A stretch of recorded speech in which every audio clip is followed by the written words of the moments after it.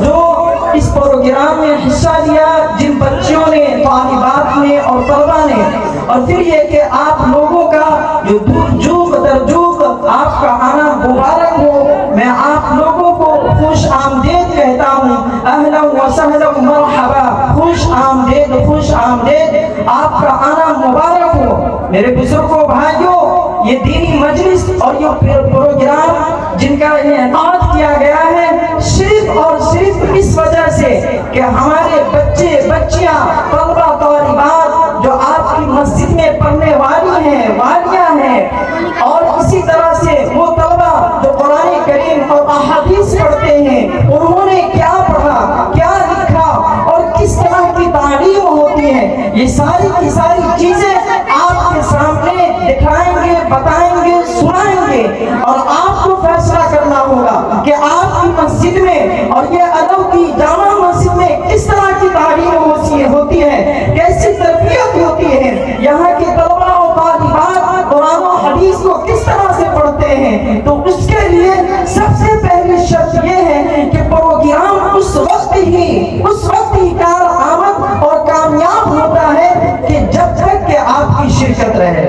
تو آپ لوگوں سے گزارش ہے کہ شروع سے اخیر تک آپ لوگ ہمارے گوش ہو کے اپنی بچیوں کا، اپنے بچوں کے پروگرام کو سنیں، سماعت کریں۔ اس وجہ سے ہماری بچیوں کی حوصلہ افزائی ہوگی، وہ یہ دیکھیں گی اور ان کے سامنے جب ان کے گاؤں کے لوگ موجود ہوں گے، ان کے ابا حضور موجود ہوں گے، ان کے دایا جان موجود ہوں گے، دادا جان موجود ہوں گے، اپنے بڑوں کو دیکھیں گی تو ان کے دل میں ایک جذبہ اور ایک کیفیت پیدا ہوگی، ایسی کیفیت کہ اس کیفیت کو یوں زبان سے بیان نہیں کیا جا سکتا، ان کے حوصلہ افزائی ہوگی۔ تو میں آپ حضرات سے گزارش کرتا ہوں جو لوگ دور دراز اور ادھر ادھر بیٹھے ہوئے ہیں وہ یہاں پہ آ کے بیٹھ جائے۔ میرے بھائی، زمین پہ بیٹھنا یہ نبیوں کی سنت ہے، ہمارے آقا اور مدنی نبی کریم صلی اللہ علیہ وسلم پوری زندگی میں کبھی بھی گرداز بستر پر نہیں سویا۔ ایک مرتبہ امی جان عائشہ رضی اللہ تعالیٰ عنہ فرماتی ہے کہ نبی کریم صلی اللہ علیہ وسلم کے لیے وہ جو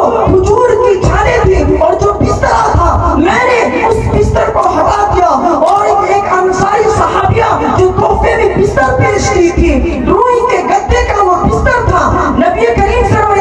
اللہ علیہ وسلم کے لیے اس بستر کو میں نے بچھا دیا۔ آقا علیہ السلام تشریف لاتے ہیں، آپ غصہ آور ہوتے ہیں اور کہتے ہیں اے میری پیاری بیوی، یہ کیسا بستر تو نے بچھا دیا؟ حضرت امی جان عائشہ صدیقہ رضی اللہ تعالیٰ عنہ فرماتی ہیں کہ ایک انصاریہ صحابیہ آئی تھی، انہوں نے مجھے یہ تحفہ میں دیا ہے اور کہا ہے کہ دو جہاں کے سردار ابو الانبیاء اور اسی طرح آقا انعامدار مدینے کے تاجدار جناب محمد رسول اللہ صلی اللہ علیہ وسلم زمین پہ سوتے ہیں، جس کی وجہ سے نشان چہرے پہ آ جاتا ہے۔ تو میرے بزرگوں، زمین پہ بیٹھنا یہ کوئی ذلت کی بات نہیں ہے، کوئی ذلت کی بات نہیں، کوئی رسوائی کی بات نہیں ہے، آپ بیٹھ سکتے ہیں اور کیوں نہ بیٹھے، فخر کے ساتھ بیٹھیے، فخر کے ساتھ بیٹھیے۔ یہ آپ کی بیٹیوں کا پروگرام ہے، آپ کی بہنوں کا پروگرام ہے، ہماری بچیوں کا پروگرام ہے، ہماری ماں اور بہنوں کا پروگرام ہے۔ اس وجہ سے آپ اپنے آپ کو زمین پہ بیٹھنے کے لیے تیار کر لیجئے، تیار کر لیجئے۔ اللہ کے رسول صلی اللہ علیہ وسلم فرماتے ہیں من تواضع للہ رفعہ اللہ، جو اللہ کے لیے اپنے آپ کو جھکا دیتا ہے، رب کریم اس کو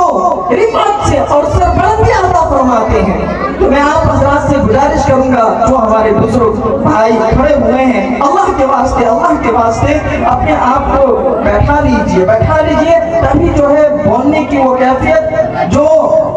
ہوتی ہے وہ میرے اندر پیدا ہوگی، ورنہ میرے بھائی بزرگوں اس طرح کا اگر ماحول رہے گا تو پھر جو کیفیت ہونی چاہیے وہ کیفیت نہیں ہو پائے گی۔ میں فلائی پٹ ماڈل بڑی ویڈیو کو چاہتے ہیں فون کر دیتے سر، فون کر کے باہر نہ لگے نا بھائی، آپ کی کتنا مسٹیک ہوگا تب بول رہے۔ تو میرے بزرگوں، آئیے اس رب الجلال اور خدا وحدہ لا شریک کی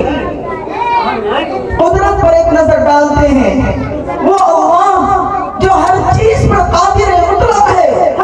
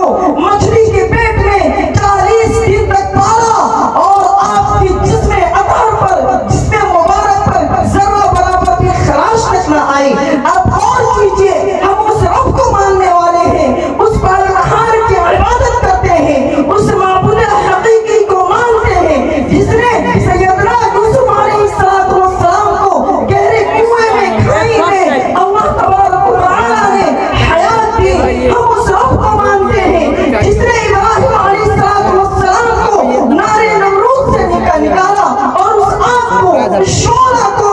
जो दहता हुआ अंगारा था उस आग को पूरे गुलजार कर दिया। ये सब के सब मेरे रब की कुदरत है, अल्लाह का करिश्मा है, अल्लाह के हाथ में हर एक शय है, हर वो किसी का मोहताज नहीं। दुनिया और दुनिया में जितने भी इंसान चरिंद परिंद दरिंदे तमाम की तमाम उसके मोहताज हैं, वो किसी का मोहताज नहीं। हम और आप हमें अल्लाह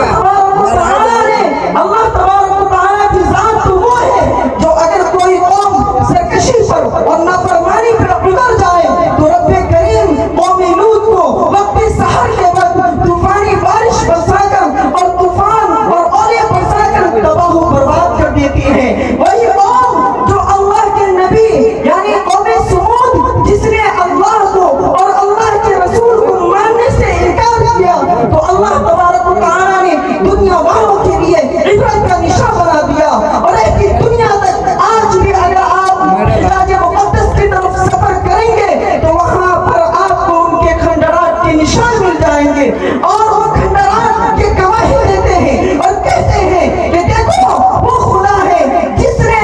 ऐसी कौम जो 40 और 5 रिवायात में आता है कि आज 7 फीट लंबी थी, अपने हाथों से वो पहाड़ों को तराशती थी। आजकल की तरह दूसरे आलात और जदीद आलात उनके पास मौजूद नहीं थे, लेकिन उस रब्बे करीम उस रब्बे अहारुल जब्बार ने उस कौम को इस तरह सफ़े हस्ती से मिटाया तो उसके नामो निशान और निशान इबरत रह के दुनिया वालों के लिए रह गए।